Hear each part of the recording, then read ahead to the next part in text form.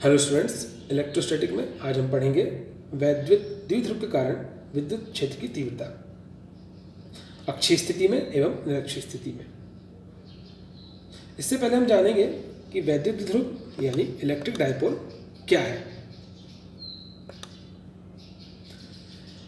वैद्युत द्विध्रुव एक ऐसा निकाय या सिस्टम जो अल्प दूरी पर रखे दो परिमाण में बराबर एवं विजातीय आवेशों से मिलकर बना होता है। इस पिक्चर में प्लस क्यू एवं माइनस क्यू परिमाण में बराबर एवं विजातीय आवेश हैं जिनके बीच की दूरी 2L है। इस प्रकार एक ऐसा निकाय जिसमें दो बराबर व विजातीय आवेश एक दूसरे से अल्प दूरी पर रखे हों वैद्युत द्विध्रुव कहलाता है। 2L को द्विध्रुव की लंबाई कहते हैं। इसकी दिशा ऋण आवेश से धनावेश की ओर होती है। वास्तव में एक आदर्श वैद्युत द्विध्रुव का कोई आकार नहीं होता। ये लगभग बिंदु आकार के होते हैं, जैसे कि एटॉमिक डायपोल, मॉलिक्यूल डायपोल। वैद्युत द्विध्रुव के किसी एक आवेश एवं इन आवेशों के बीच की दूरी को गुणा करने पर एक भौतिक राशि प्राप्त होती है जिसे वैद्युत द्विध्रुव आघूर्ण कहते हैं, इलेक्ट्रिक डायपोल मूवमेंट।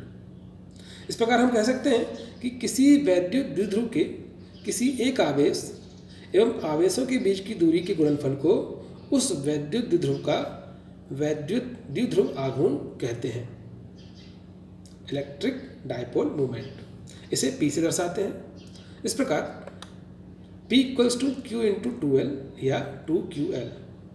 सदिश रूप में से vector P equals to Q into vector 2L लिखते हैं। इस प्रकार वैद्युत द्विध्रुव आघूर्ण एक सदिश राशि है।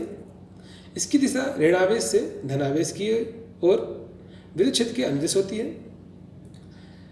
इसका SI मात्रक यदि इस सूत्र से देखें कूलाम मीटर है। इसके अन्य मात्रक मीटर सेकेंड एम्पियर है। अब बात करते हैं वैद्युत द्विध्रुव के कारण अक्षीय स्थिति में विद्युत क्षेत्र की तीव्रता की। इससे पहले हम देखते हैं अक्षीय स्थिति क्या होती है। जब कोई बिंदु जहां विद्युत क्षेत्र की तीव्रता ज्ञात करनी है वह द्विध्रुव के बढ़ाए हुए अक्ष पर स्थित हो तो इस स्थिति को अक्षीय स्थिति कहा जाता है। यहाँ वायु निर्वात में AB 2L लंबाई का वैद्युत द्विध्रुव है जो प्लस Q एवं माइनस Q आवेशों से मिलकर बना हुआ है। द्विध्रुव के मध्य बिंदु से R दूरी पर अक्षीय स्थिति में एक बिंदु P स्थित है जहां विद्युत क्षेत्र की तीव्रता ज्ञात करनी है। बिंदु P पर परीक्षण आवेश यानी एकांक धनावेश की कल्पना करते हैं। चूंकि हम जानते हैं बिंदु आवेश के कारण किसी बिंदु पर तीव्रता equals to 1/4 pi epsilon naught Q/R² होती है। इस प्रकार बिंदु A पर रखे प्लस Q आवेश के कारण बिंदु P पर तीव्रता E1 equals to 1/4 pi epsilon naught Q/AP² होगी, जिसकी दिशा A से P की ओर होगी। इस इक्वेशन में AP का मान रखने पर हम पाएंगे E1 equals to 1/4 pi epsilon naught Q/R minus L का होल स्क्वायर, जहाँ AP बराबर R माइनस L है। इसी प्रकार बिंदु B पर रखे माइनस Q आवेश के कारण बिंदु P पर तीव्रता E2 equals to 1/4 pi epsilon naught Q/PV² होगी, जिसकी दिशा P से B की ओर होगी। इस इक्वेशन में PV का मान रखने पर हम पाएंगे E2 इक्वल्स टू 1/4πε0 Q/R+L का होल स्क्वायर, जहाँ PV इक्वल्स टू R+L होगा। इस प्रकार हमने देखा तीव्रताएं E1 व E2 विपरीत दिशा में कार्यरत हैं एवं हम जानते हैं E is proportional to 1/R²। इस स्थिति में E1 is greater than E2 होगा। तब बिंदु P पर परिणामी तीव्रता E equals to E1 plus minus E2 होगी या E equals to E1 minus E2। इस इक्वेशन में E1 व E2 के मानों को रखने पर हम पाएंगे E इक्वल्स टू 1/4πε0 Q/R-L का होल स्क्वायर माइनस 1/4πε0 Q/R+L का होल स्क्वायर।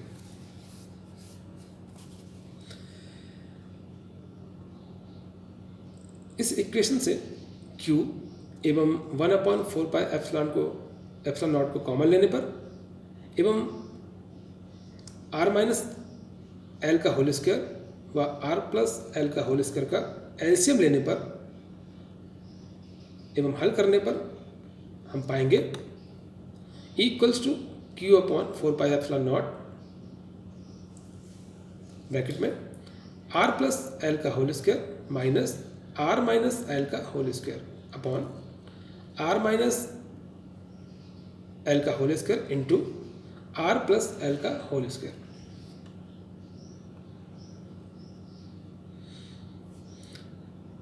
इस परिणामी तीव्रता की दिशा भी A से P की ओर होगी। इस इक्वेशन में मैथमेटिकल फार्मूलाज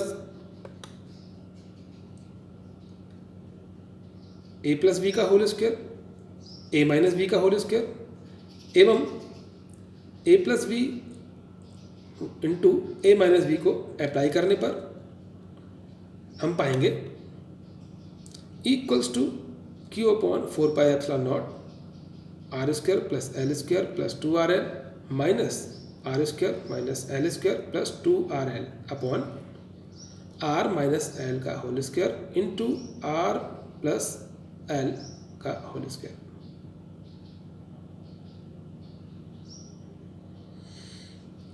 इस इक्वेशन को सॉल्व करने पर E equals to Q/4πε0 2RL plus 2RL upon R-L का होल स्क्वायर इंटू R+L का होल स्क्वायर। इस इक्वेशन से 2RL plus 2RL equal to 4RL अतः E equals to Q/4πε0 4LR upon R² minus L² का whole square. इस सूत्र से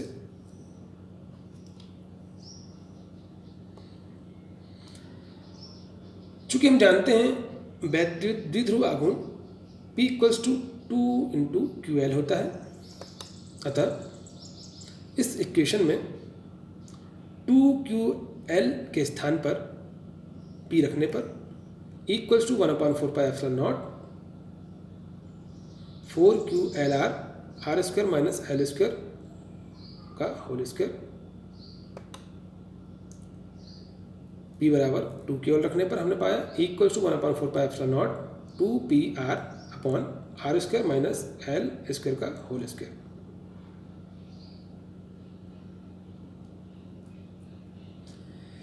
चूंकि L is very less than R, इस स्थिति में L² को R² की तुलना में इग्नोर करने पर हम पाएंगे E equals to 1/4πε0 2PR upon R⁴। इस इक्वेशन को सॉल्व करने पर हम अक्षीय स्थिति में विद्युत क्षेत्र की तीव्रता को प्राप्त करते हैं, जो है equals to 1/4πε0 2P upon R³ newton पर कूलम। अब बात करते हैं वैद्युत द्विध्रुव के कारण निरक्षीय स्थिति में विद्युत क्षेत्र की तीव्रता की।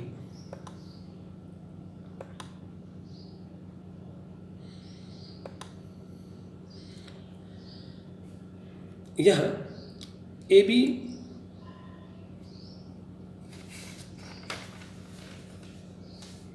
प्लस क्यू एवं माइनस क्यू आवेशों से बना हुआ एक वैद्युत द्विध्रुव है जिसके बीच की दूरी 2L है। वैद्युत द्विध्रुव के मध्य बिंदु O से R दूरी पर निरक्षीय स्थिति में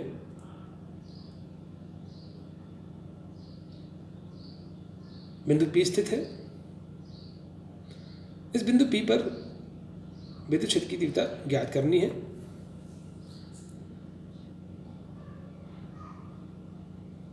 बिंदु P पर एक परीक्षण आवेश एकांक धनावेश की कल्पना करते हैं। चूंकि हम जानते हैं बिंदु आवेश के कारण किसी बिंदु पर तीव्रता E = 1/4πε0 Q/r² होती है। इस प्रकार बिंदु A पर रखे प्लस Q आवेश के कारण बिंदु P पर तीव्रता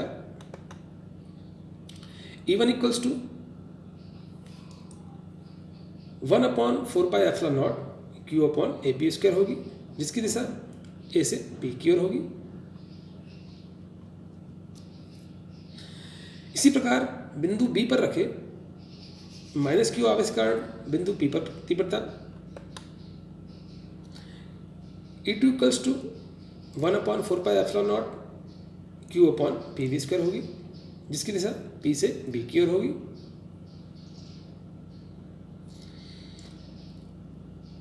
इस पिक्चर से हम पाते हैं AP = PV यानी तीव्रताएं E1/E2 परिमाण में बराबर हैं। इस स्थिति में बिंदु P पर परिणामी तीव्रता E = E1 + E2 होगी।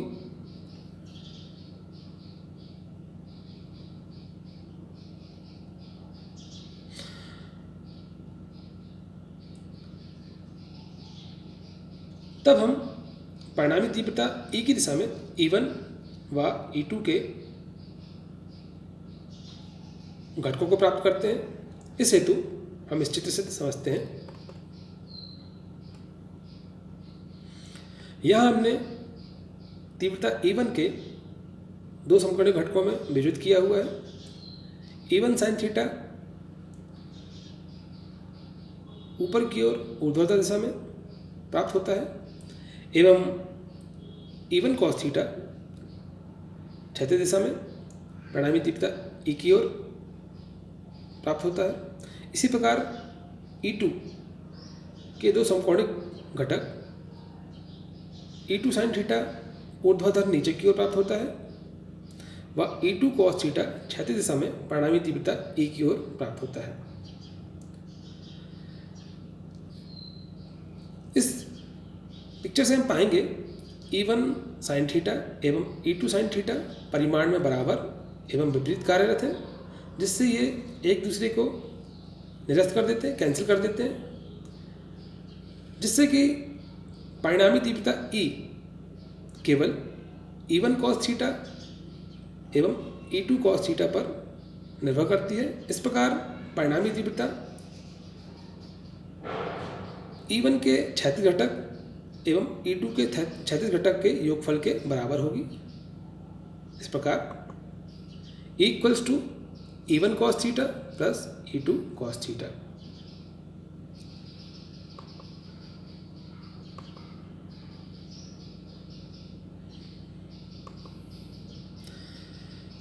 चूंकि हमने देखा कि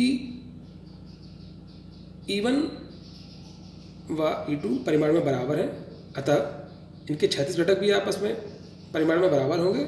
इस स्थिति में E = E1 cos theta plus E1 cos theta या E = 2E1 cos theta.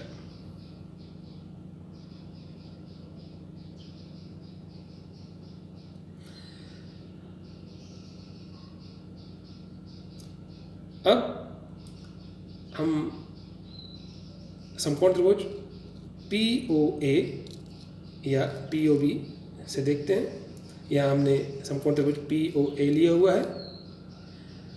P O ए से हम देखते हैं कर्ण का वर्ग बराबर लंब का वर्ग धन आधार का वर्ग, यानी ए पी बराबर R square plus L square. इसी प्रकार थीटा की वैल्यू निकालने के लिए हम देखते हैं यहाँ परिणामी तीव्रता और E1 के मध्य थीटा कोण है। पी ए बी के समांतर है। इस स्थिति में ये कोण आपस में एकांतर कोण होंगे। अतः cos थीटा बराबर आधार बटे कर्ण या cos थीटा बराबर ओ ए अपॉन ए पी। इस प्रकार हमें प्राप्त होता है L upon under root R square plus L square.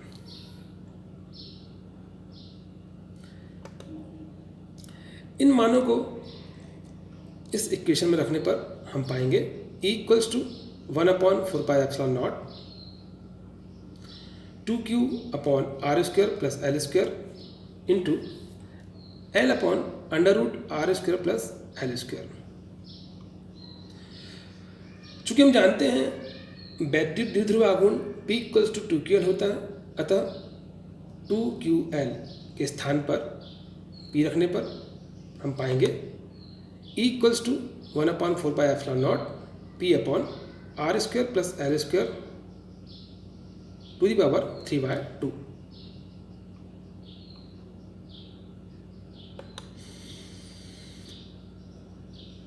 यदि L is very less than R, इस स्थिति में आर स्क्वायर की तुलना में एल स्क्वायर को इग्नोर करने पर हम पाएंगे equals to 1/4πε0 P upon R square to the power 3/2।